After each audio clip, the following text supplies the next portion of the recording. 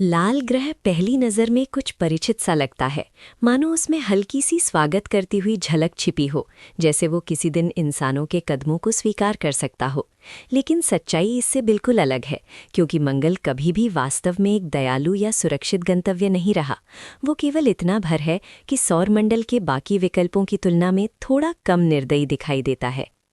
कई वर्षों की खोज और अन्वेषण के बाद मंगल की असली तस्वीर धीरे धीरे सामने आई है, और वो हमारी कल्पना से कहीं अधिक अजीब तथा खतरनाक सिद्ध हो रही है।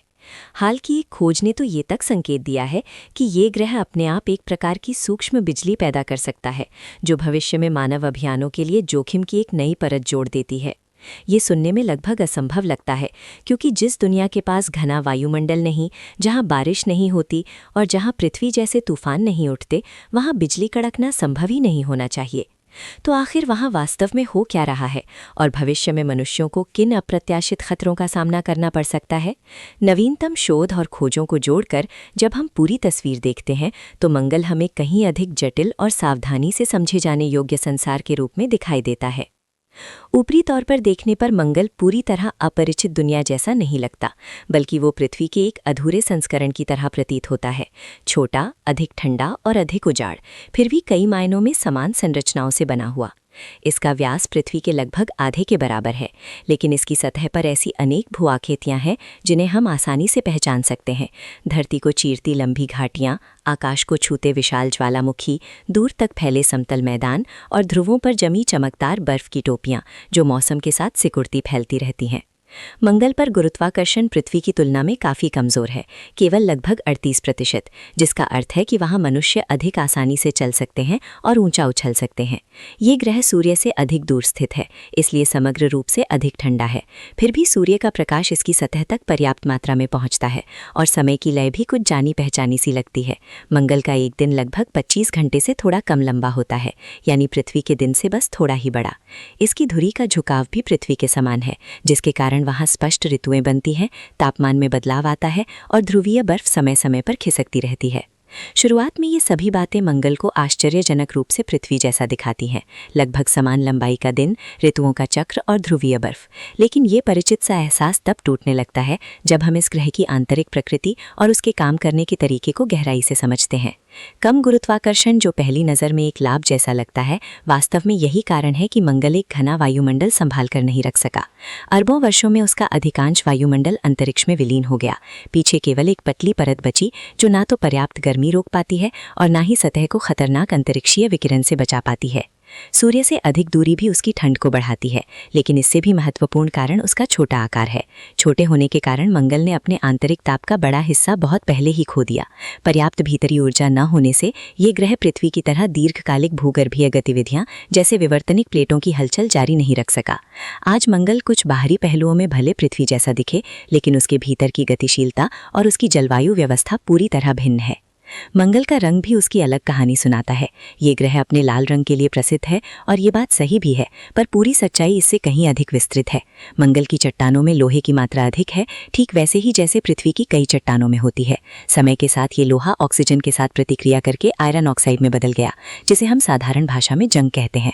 पृथ्वी पर वर्षा, महासागर, अपरदन और विवर्तनिक पुनर्चक्रण जैसी प्रक्रियाएं सतह को लगातार बदलती रहती हैं, ऑक्सीजनीकरण किए गए पदार्थों को दफनाती और तोड़ती रहती हैं। मंगल पर ऐसी सक्रिय प्रणालियां लगभग नहीं है, इसलिए एक बार जब लोहा ऑक्सीजनीकरण हो जाता है तो वो बहुत लंबे समय तक वहीं बना रहता है। और भी महत्वपूर्ण ये है कि ये जंग केवल ठोस चट्टानों में बंद नहीं रहती, बल्कि टूटकर अत्यंत महीन धूल के रूप में फैल जाती है। यही धूल मंगल की वास्तविक पहचान करती है। ये हर जगह मौजूद है, इतनी हल्की कि हल्की सी हवा भी इसे उड़ा सकती है। ये सतह पर परत की तरह जमती है, नीची जगहों में इकट्ठी होती है, चट्टानों से चिपकती है और बार बार पतले वायुमंडल में उड़ जाती है। कक्षा से और विशेषकर पृथ्वी से दूरबीनों के माध्यम से हम वास्तव में जिस चीज को देखते हैं, वो ज्यादातर यही ऑक्सीजनीकरण की पतली धूल की चादर होती है, ना कि नीचे की असली चट्टानी सतह। करीब से देखने पर मंगल पूरी तरह एक रूप लाल नहीं है। इसकी सतह पर भूरे, पीले भूरे, धूसर और कहीं कहीं सुनहरे रंगों के मिश्रित स्वर दिखाई देते हैं, लेकिन इस लौह समृद्ध धूल की परत इन सभी भिन्नताओं को ढककर दूर से देखने पर पूरे ग्रह को एक ही प्रमुख लाल आभा में रंग देती है, और यही छवि सदियों से मानव कल्पना में बसे लाल ग्रह की पहचान बन चुकी है। मंगल की हवाएं पृथ्वी की तुलना में भले ही कमजोर हों, लेकिन वहां की परिस्थितियों में वे आश्चर्यजनक रूप से प्रभावी साबित होती हैं। कम गुरुत्वाकर्षण और अत्यंत पतले वायुमंडल का मतलब है कि बहुत ही हल्का सा बल भी महीन कणों को ऊंचाई तक उछाल देने के लिए पर्याप्त होता है। धूल के बवंडर नियमित रूप से इसकी सतह पर घूमते रहते हैं और बड़े तूफान तो कभी-कभी ग्रह के विशाल हिस्सों को अपनी चपेट में ले लेते हैं। लंबे समय में इन निरंतर गतियों ने सतह का रूप बदल डाला है। कहीं से धूल हटती गई, कहीं और जमा होती गई। कुछ स्थानों पर चट्टानें धीरे धीरे उजागर हुईं, तो दूसरे स्थानों पर वे मोटी परतों के नीचे दफन हो गईं। फिर भी यही सतह ऐसे स्पष्ट संकेत दिखाती है जिनका अस्तित्व किसी मृत और निष्क्रिय ग्रह पर असंभव लगना चाहिए। चारों ओर सूखी नदी घाटियां फैली हुई हैं, जो शाखाओं में बंटती और लहराती हुई बहाव के निशान दर्शाती हैं, बिल्कुल वैसे ही जैसे पृथ्वी पर नदी तंत्र दिखाई देते हैं। विशाल झील नुमा बेसिन हैं, जिनकी सीमाएं साफ पहचानी जा सकती हैं। विस्तृत बाढ़ मैदान हैं, जो बार बार आई बाढ़ों से बने प्रतीत होते हैं, और पंखे के आकार के डेल्टा क्षेत्र हैं, जहां कभी नदियां धीमी पड़कर तलछट जमा करती रही होंगी। इन सभी संरचनाओं का स्वरूप उन नियमों का पालन करता है जिन्हें पृथ्वी पर केवल बहते पानी ने लंबे समय में गढ़ा है। सबसे ठोस प्रमाण उन प्राचीन क्रेटरों से मिलते हैं जो कभी झीलों से भरे हुए थे।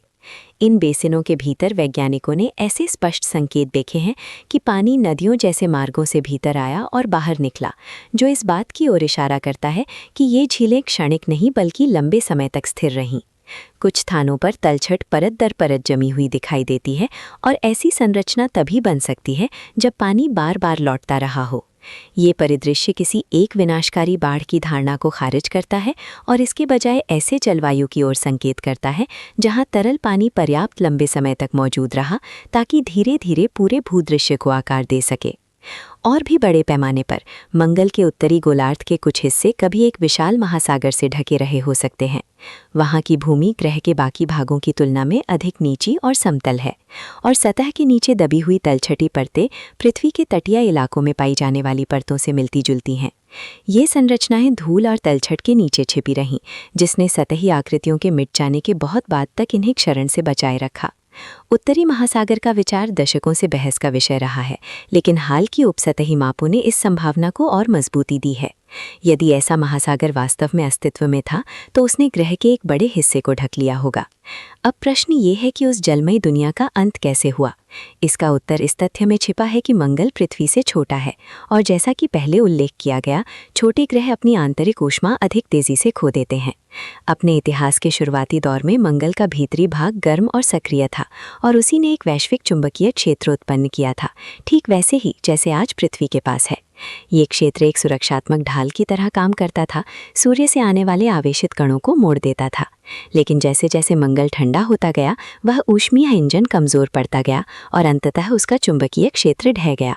इस सुरक्षात्मक कवच के गायब होते ही मंगल सीधे सौर पवन के संपर्क में आ गया। उच्च ऊर्जा कणों ने ऊपरी वायुमंडल से सीधा संपर्क करना शुरू किया और धीरे धीरे उसे छीनते गए।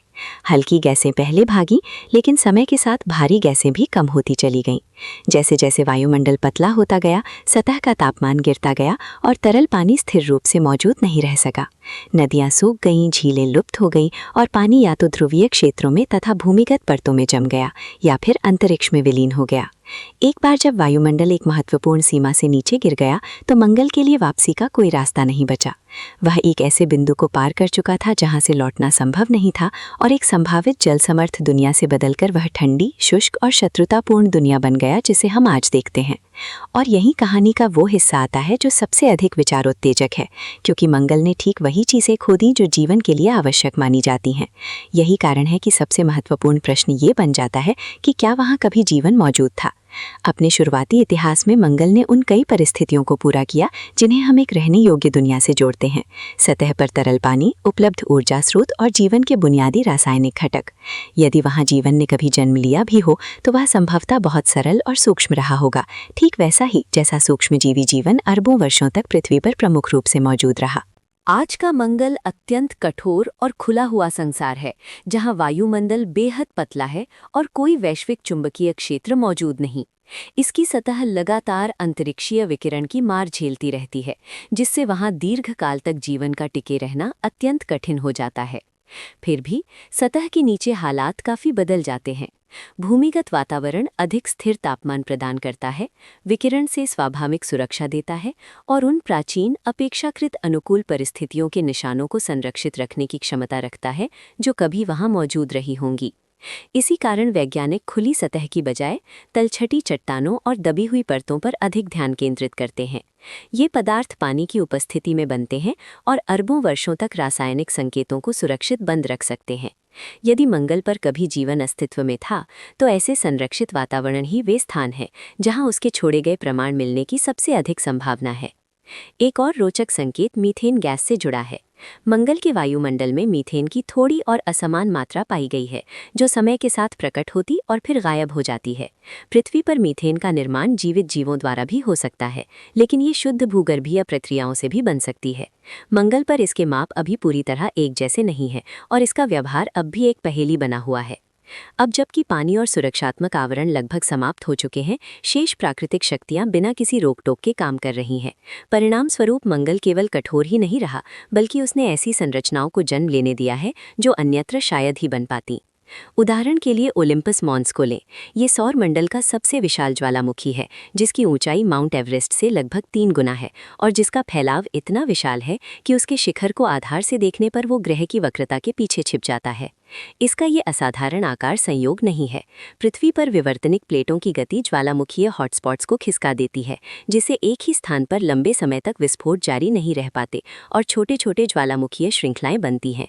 मंगल पर ऐसी प्लेट गति नहीं है। एक बार जब मैग्मा सतह तक पहुंचने का मार्ग बना लेता है, तो वो लाखों वर्षों तक लगभग उसी स्थान पर फूटता रह सकता है।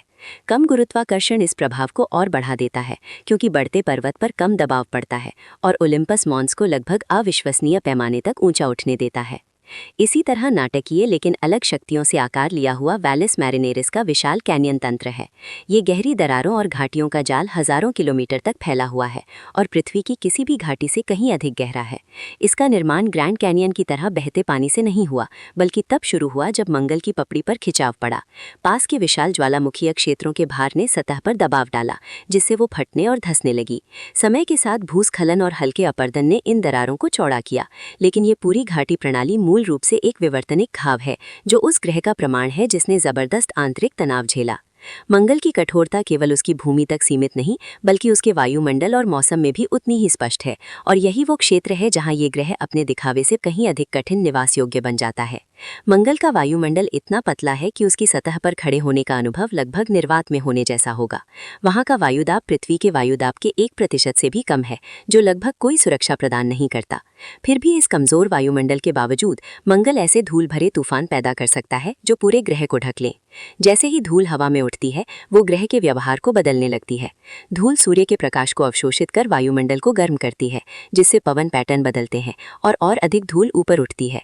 ये चक्र तूफानों को और विशाल तथा लंबे समय तक टिके रहने योग्य बनाता है। खतरा तेज हवाओं में नहीं छिपा जो सब कुछ उखाड़ फेंके, बल्कि इस तथ्य में है कि ये तूफान सूर्य के प्रकाश को रोक देते हैं और हफ्तों या महीनों तक तापमान के संतुलन को बदल देते हैं। मंगल पर तापमान में उतार चढ़ाव भी अत्यंत चरम है। इतनी पतली वायुमंडलीय परत के कारण जो गर्मी को रोक कर रख सके, सतह दिन में तेजी से गर्म होती है और रात में उतनी ही तेजी से ठंडी हो जाती है। कुछ स्थानों पर तापमान एक ही दिन के भीतर दर्जनों डिग्री तक बदल सकता है। अपेक्षाकृत गर्म दोपहरें पल भर में जमा देने वाली रातों में बदल सकती हैं, जिससे मंगल सौरमंडल के सबसे चरम तापमान वाले ग्रहों में से एक बन जाता है। और इन स्पष्ट खतरों के नीचे मंगल एक और भी अजीब और शांत दिखाई देने वाला खतरा छिपाए बैठा है। वैज्ञानिकों ने जो अगली खोज की, उसने मंगल के बारे में उनकी सबसे बुनियादी धारणाओं में से एक को चुनौती दे दी। लंबे समय तक मंगल को विद्युत दृष्टि से एक शांत दुनिया माना जाता रहा। हमारी बिजली से जुड़ी समझ के अनुसार ऐसा होना भी चाहिए था। पृथ्वी पर बिजली ऊंचे ऊंचे तूफानी बादलों के भीतर बनती है, जहां वर्षा, बर्फ के कण और ऊपर उठती गर्म हवा मौजूद होती है। मंगल पर इनमें से कुछ भी नहीं है। वहां ना बारिश है, ना विशाल गर्जन तूफान, और उसका वायुमंडल इतना पतला है कि पारंपरिक बिजली का बनना आसान नहीं होना चाहिए। इसी वजह से लंबे समय तक वैज्ञानिकों को लगा कि मंगल पर विद्युत गतिविधि या तो अत्यंत दुर्लभ होगी या इतनी कमजोर कि उसे देख पाना लगभग असंभव होगा। सिद्धांत रूप में इसकी संभावना मानी जाती थी, पर इसे नियमित रूप से घटित होने वाली वास्तविक घटना नहीं समझा जाता था। लेकिन ये धारणा गलत निकली। मंगल के पास अपनी तरह की सूक्ष्म बिजली है और वो पृथ्वी की बिजली से बिल्कुल अलग है। मंगल पर यह विद्युत गतिविधि जमीन के बहुत करीब होती है। पूरा ग्रह अत्यंत महीन धूल से ढका है और ये धूल असामान्य तरीके से व्यवहार करती है।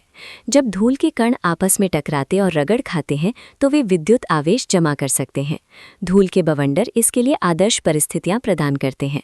मंगल पर ये आसानी से बनते हैं और सैकड़ों मीटर ऊंचे घूमते हुए स्तंभों के रूप में दिखाई देते हैं।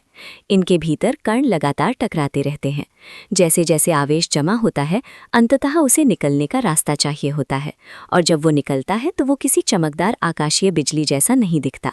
जब मंगल के धूल भरे बादलों के भीतर विद्युत क्षेत्र पर्याप्त मजबूत हो जाता है तो वो तीव्र और त्वरित झटकों के रूप में डिस्चार्ज होता है। ये आसमान चीरती विशाल बिजली की रेखाएं नहीं, बल्कि कुछ सेंटीमीटर लंबी छोटी छोटी चिंगारियां होती हैं, जो गरज के साथ गिरने वाली बिजली से अधिक स्थैतिक विद्युत के करीब हैं। पहली बार वैज्ञानिकों ने इन विद्युत डिस्चार्ज को मंगल पर सीधे दर्ज किया। उन्होंने कोई चमकती रोशनी नहीं देखी, बल्कि उन्हें सुना। सतह पर मौजूद उपकरणों ने पास से गुजरते धूल भरे बवंडरों के दौरान हल्की चटकने जैसी ध्वनियां और विद्युत चुंबकीय संकेत रिकॉर्ड किए। ये पैटर्न ठीक वैसे ही थे जैसे छोटी विद्युत चिंगारियां उत्पन्न करती हैं। ये कोई एक बार की संयोगपूर्ण खोज नहीं थी। समय के साथ ऐसे दर्जनों घटनाक्रम दर्ज किए गए, और जब ये स्पष्ट हुआ तो एक कहीं बड़ा प्रश्न सामने आया। विद्युत डिस्चार्ज रासायनिक प्रतिक्रियाओं को प्रेरित कर सकते हैं। जब चिंगारियां वायुमंडल से गुजरती हैं तो वे अत्यंत प्रतिक्रियाशील अणु बना सकती हैं। पृथ्वी पर बिजली नाइट्रेट जैसे यौगिकों के निर्माण में मदद करती है। मंगल पर इसी तरह की प्रक्रियाएं ऐसे ऑक्सीकारक रसायन बना सकती हैं जो अन्य अणुओं को तोड़ दें। ये सीधे उस विषय से जुड़ता है जिसका उल्लेख पहले किया गया था, मीथेन गैस। मंगल पर उसके अजीब व्यवहार की एक संभावित व्याख्या ये हो सकती है कि वो सक्रिय रूप से नष्ट हो रही है। धूल भरे तूफानों में होने वाले विद्युत डिस्चार्ज ऐसे प्रतिक्रियाशील रसायन बना सकते हैं जो मीथेन को तेजी से तोड़ देते हैं, जिससे समझ में आता है कि उसे लगातार ट्रैक करना इतना कठिन क्यों है और माप हमेशा एक दूसरे से मेल क्यों नहीं खाते। यही प्रक्रिया अन्य कार्बनिक अणुओं को भी प्रभावित कर सकती है। मंगल पहले ही जटिल रसायन के लिए कठोर वातावरण है। विकिरण उसे क्षति पहुंचाता है, ऑक्सीकरण करने वाली मिट्टी उसे तोड़ती है। जब इसमें विद्युत गतिविधि भी जुड़ जाती है तो सतह और भी कम सहनशील बन जाती है। यदि कार्बनिक यौगिक मौजूद हैं या कभी थे तो ये चिंगारियां सतह के पास उनके निशानों को मिटाने में योगदान दे रही होंगी। इसके व्यावहारिक प्रभाव भी हैं। छोटी विद्युत चिंगारियां भी संवेदनशील उपकरणों में व्यवधान डाल सकती हैं।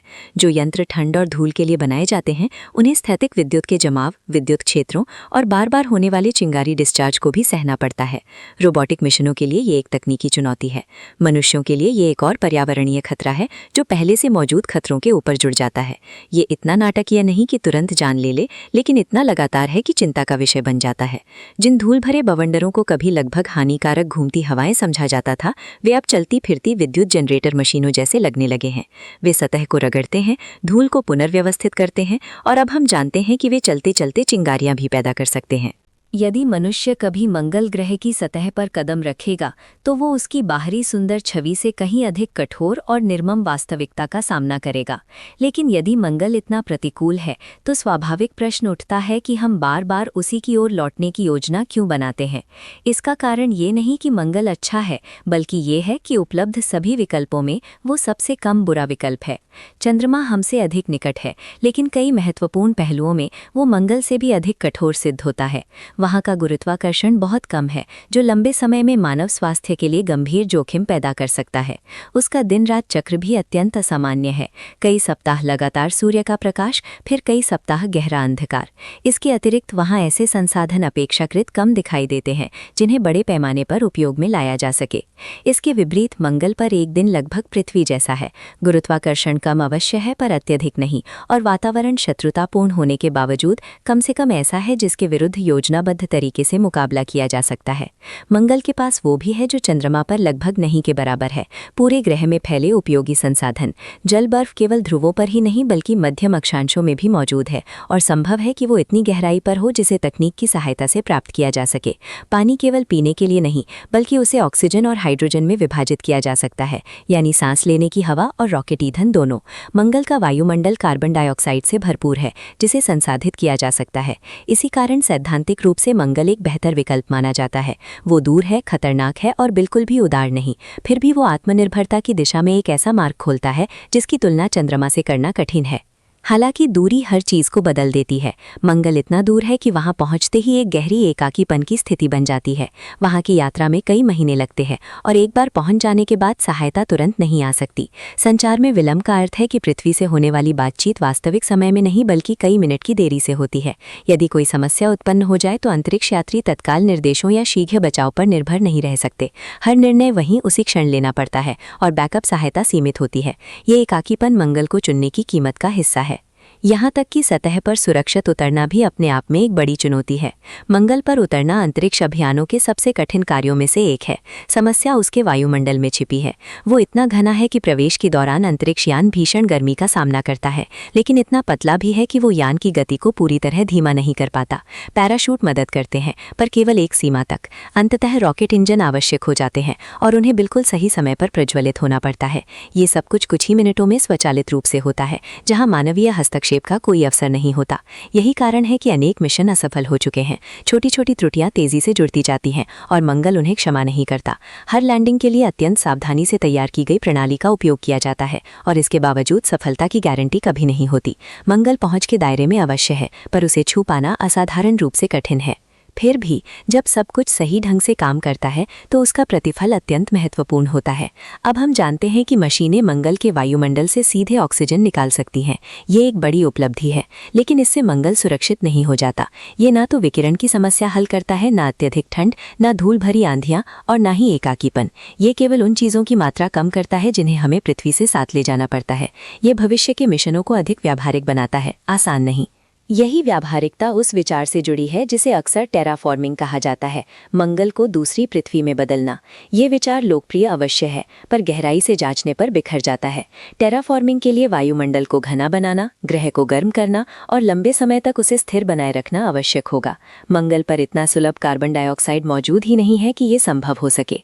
यदि हम उपलब्ध हर स्रोत को भी मुक्त कर दें, तब भी वो पर्याप्त नहीं होगा। और ये बात तो उन सदियों या सहस्राब्दियों की चर्चा से पहले की है जो इस प्रक्रिया में लग सकती हैं। साथ ही उस नैतिक प्रश्न से भी पहले, क्या हमें उस ग्रह को बदलने का अधिकार है जिसे हम अभी पूरी तरह समझ भी नहीं पाए हैं। मंगल कोई तैयार पड़ा बैकअप पृथ्वी नहीं है, ना ही कोई सरल गंतव्य जो हमारे इंतजार में हो।